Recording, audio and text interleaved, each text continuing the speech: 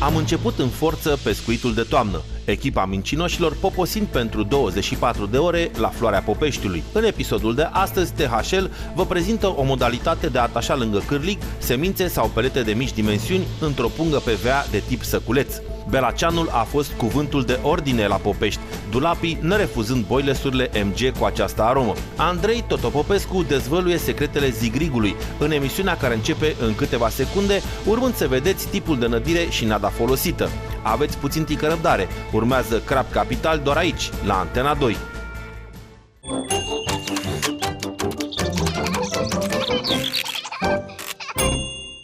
Bună dimineața, prieteni! Suntem din nou la pescuit, așa cum v-am obișnuit de aproape 4 ani de zile. Am venit astăzi pe o baltă la care eu personal n-am mai fost din primăvară. Este vorba de Floarea Popeștiului. Partenerul meu de astăzi, Alin, a fost aici acum cam o lună de zile, 3 săptămâni. Alături de el a fost atunci Alex Gorceag și au făcut o partidă de 24 de ore căutând peștele mare. Astăzi intenționăm și noi să facem același lucru, adică vrem să prindem pești peste 5-6 kg. Ca atare, cuvântul de ordine pentru această partidă de 24 de ore va fi belaceanul. Este o aromă un pic ciudată, dar care în ultimul timp prinde pește foarte bine pe bălțile din România, drept pentru care am zis să mergem pe această variantă să vedem ce o ieși. Vom avea monturi numai cu bilă tare, bilă de 20, bilă de 18, deci nu vom încerca să păcălim crapii cu bile solubile sau cu boabe de porumb Enterprise, pentru că în acest lac, unde există cam 10-11 tone de pește, sunt și foarte mulți șortani, deci încercăm să evităm acest pește pentru că este foarte flămând, mănâncă absolut orice găsește și atunci încercăm să facem o selecție folosind boilesuri fierte. Am spus, bilă de 20, chiar și o montură cu amnezia cu 2 bile de 20. Evident, aceasta este dedicată clar peștilor de mari dimensiuni. Iar ca aromă, belaceanul, nu încercăm și alte variante, deoarece vrem să verificăm dacă este ceea ce caută peștii în această perioadă a anului. Vom sta 24 de ore, de astăzi dimineață până mâine dimineață. Vom avea o partidă de noapte, în mod normal. Data trecută s-a întâmplat ceea ce era logic să se întâmple pe timpul zilei. Erau căldurile foarte mari și au mușcat pești de mici dimensiuni, undeva între 500 de grame până la 1,5 kg, 2 kg, iar pe timpul nopții au început să cadă dulapii.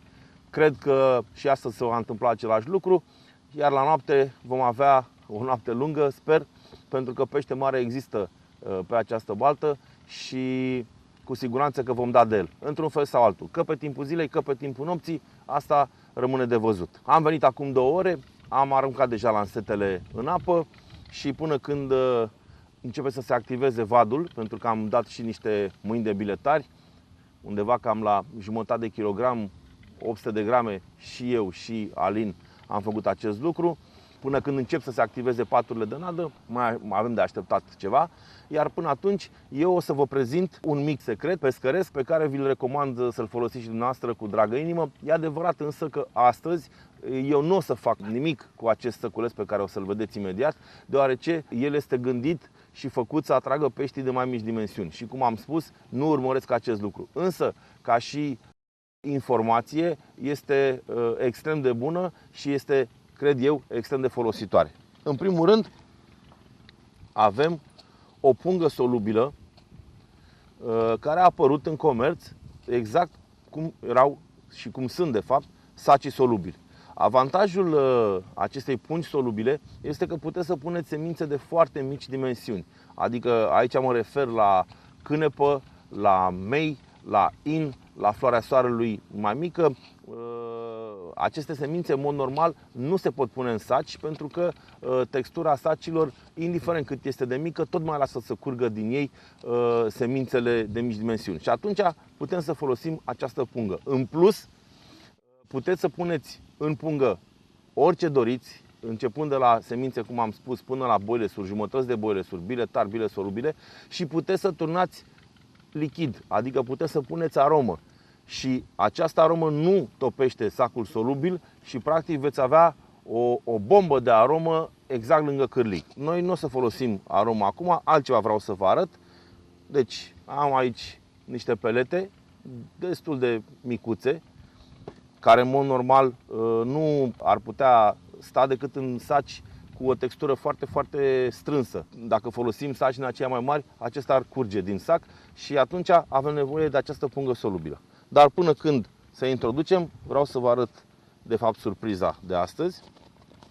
Am niște pop-up-uri, iau 4, le pun în crușa, da? Presupun că știți ce este acest obiect. Crușa presupun că vine de la englezesc cu crush, a sparge. Este un device cu care putem să mărunțim bile, pop-up-uri tari, solubile, semințe, etc. Asta vom face și noi acum. Vom sparge aceste pop-up-uri.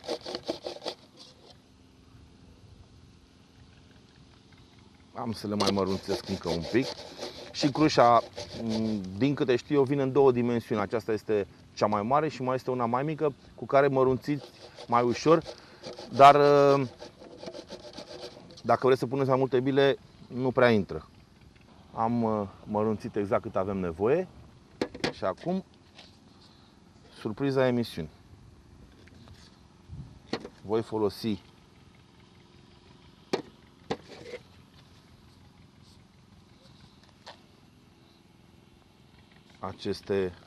acest pop-up spart, îl voi amesteca cu pelete, voi strânge săculețul, voi presa cu mâna, nu voi folosi altceva, pentru că este destul de largă de fapt punga noastră solubilă. Acesta este sacul. Și acum să vedeți de ce am făcut ceea ce am făcut și să vedeți cum lucrează el în apă. Vom pune săculețul în apă. El, în momentul acesta, stă deasupra pentru că este flotant.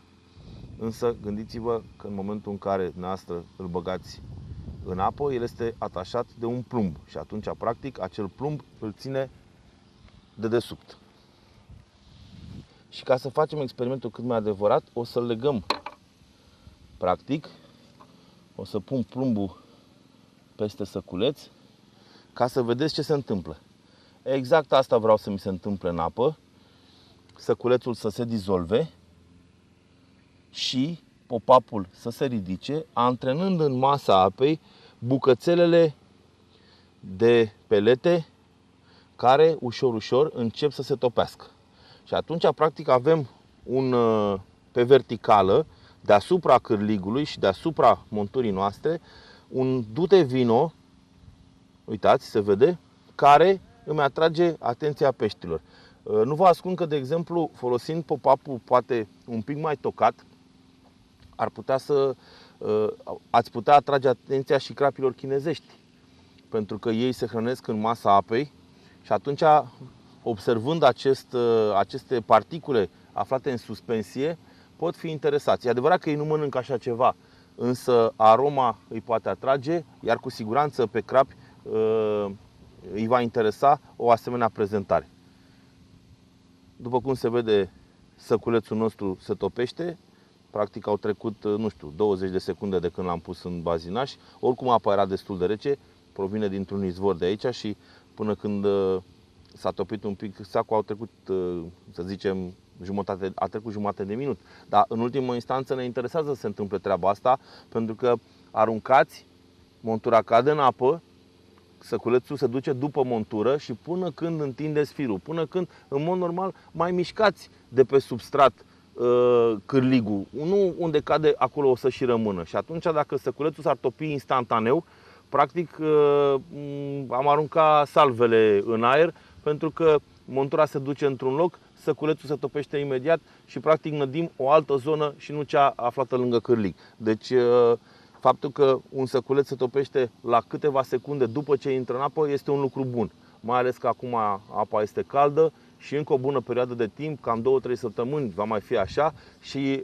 procesul de topire este mult mai rapid. Deci trebuie să rămână un pic săculețul în apă cât să avem timpul necesar ca să ne așezăm montura. Nu vă ascund faptul că în mod normal puteți să puneți în loc de perete orice fel de semințe, puteți să puneți ground bite și la fel atunci în momentul în care tocătura de pop-up se ridică, va antrena și praful acela și veți avea acel fuior de care vă povesteam mult mai puternic și de fapt interesul nostru este să atragem atenția peștilor și cu siguranță acest lucru se va întâmpla.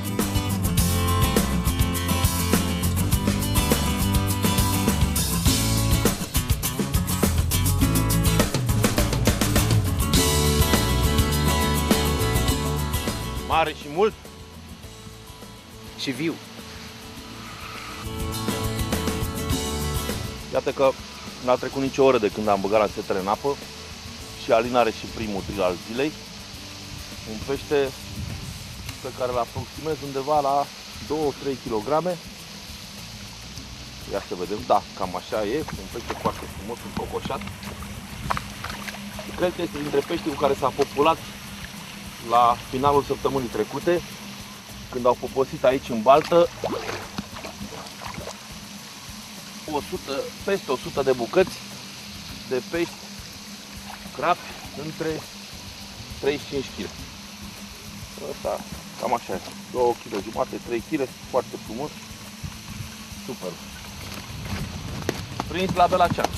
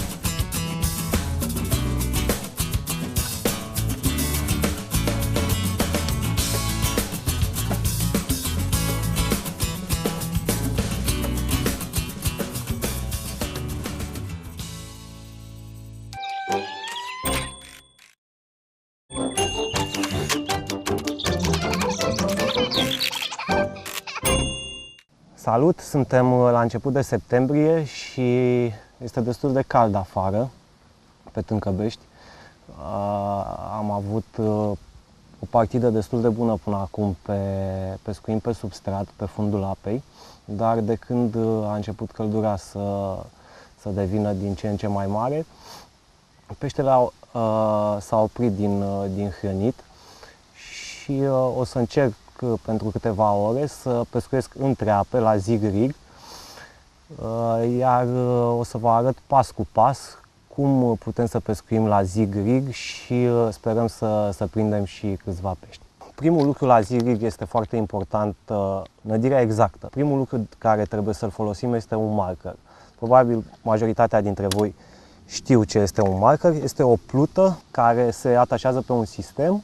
Ușor, ușor dăm drumul firului de pe mulinetă, pluta se ridică, vine la suprafață, iar noi o lăsăm acolo, nădind pe lângă ea și reușind să pescuim cât mai aproape și cât mai concentrat pe patul de nat. Avem nevoie de pluta, de marcaj, de acest sistem, de o lansetă, o mulinetă și haideți să o atașăm. Acesta este sistemul nostru, este unul foarte Foarte simplu, are un inel,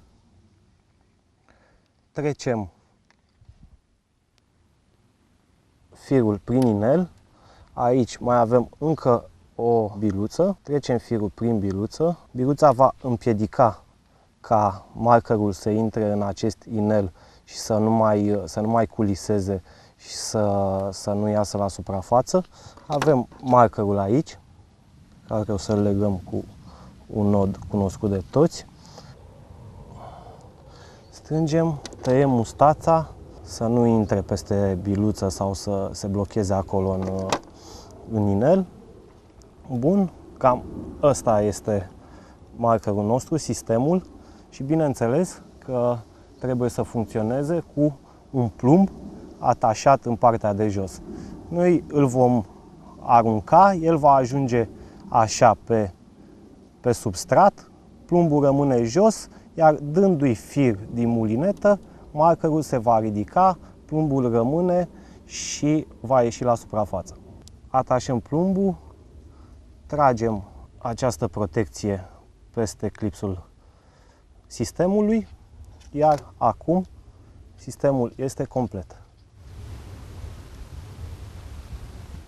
Nu o să lansez foarte departe, deoarece o să vă explic imediat. În pescuitul la zig rig este foarte importantă nădirea cât mai exactă, iar cu cât distanța este din ce în ce mai mare, nădirea cât mai exactă va fi din ce în ce mai grea.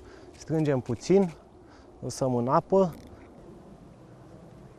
Deja avem 1 metru, 1 metru jumate, 1 metru 70, să zic așa, 1 metru 80 are apa noastră acolo. Mai dăm drumul puțin, îl lăsăm tot timpul, eu îl las cu vârful în apă, pentru că puteți să folosiți și un backlid dacă aveți, pentru ca peștele firul să fie lipit de fund, iar peștele când va trage să nu găsească un alt fir de acolo, în zona aceea, să se agațe de el și să pierdem peștele. Până să începem nădirea avem nevoie de o rachetă cu care o vom face. Veți vedea imediat că o să bricolez puțin această rachetă, deoarece vom nădi cu o nadă destul de lichidă, iar această rachetă are niște găurele în ea. Voi acoperi găurelele cu o bandă de scoci pentru a putea nădi cu o cantitate cât mai mare de nadă, fără să se scurgă din rachetă. Am un scoci normal, puteți să folosiți bandă izoliră sau leucoplastul din trusa de mașină. Acopăr toate găurile. Vă recomand să folosiți o rachetă cu sistemul acesta, deoarece o aduceți mult mai ușor înapoi, iar acum cu găurile acoperite o să vă ajute acest sistem să o aduceți înapoi. Tăiem puțin aici să rămână totuși forma ei. Aceasta este rachetuța cu care vom nădi.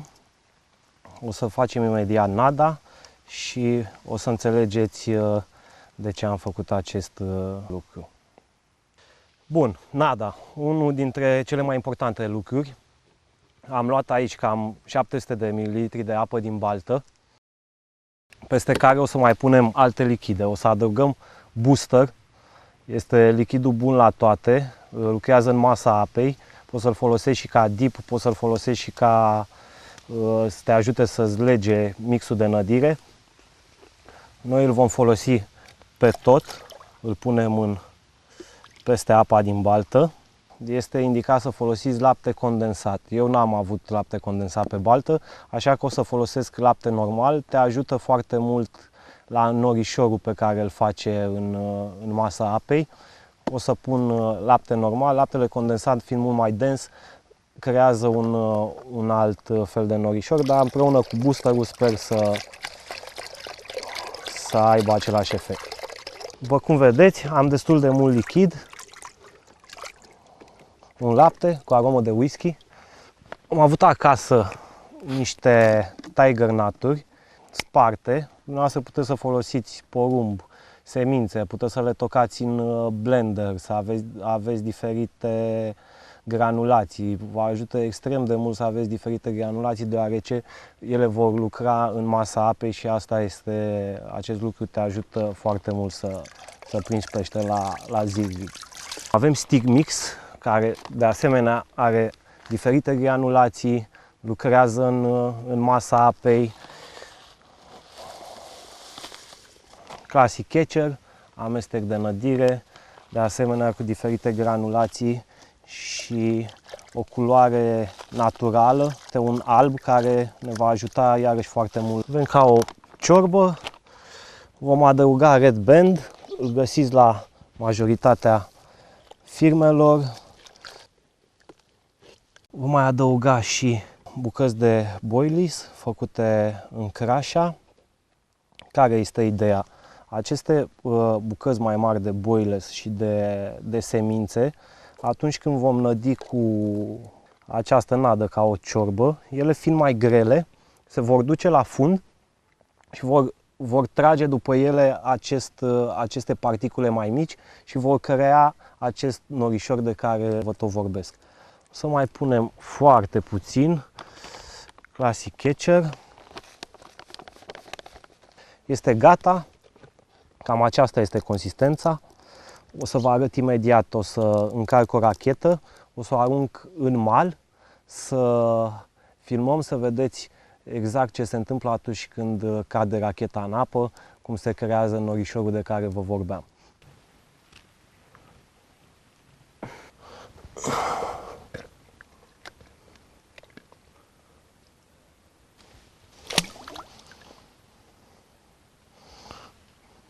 Și acum, când tragem la mal, vom crea exact ceea ce vă spuneam, norișorul care va lucra în masa apei.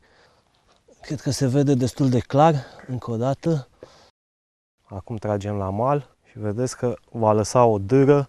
Vom repeta această operațiune din 20 în 20 de minute. Ideal este să nădiți în continuu până o să-i treziți interesul să vină în zonă. O să vă murdăriți, dar este eficientă, așa cum v-am spus, atunci când peștele nu se hrănește pe substrat. Victima este cipică, lui revine sarcina să încarce, dar o să vedeți la sfârșit că cel mai colorat eu voi fi, că arunc cu ea peste cap. Am pus un clips aproape de marker, puteți să folosiți și o rachetă mai mare.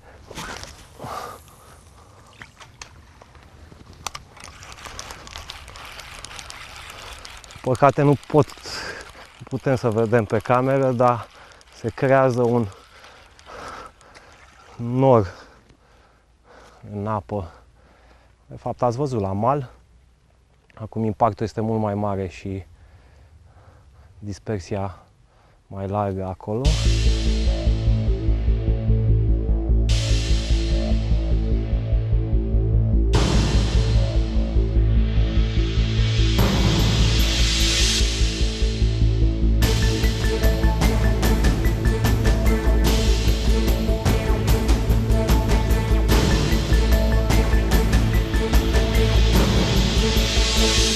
Săptămâna viitoare, Toto vă prezintă montura de zigrig avută la Tâncăbești, ocazie cu care veți vedea și ce mustăcios a adus pe salteaua de primire cu acest sistem de pescuit mai puțin folosit pe la noi.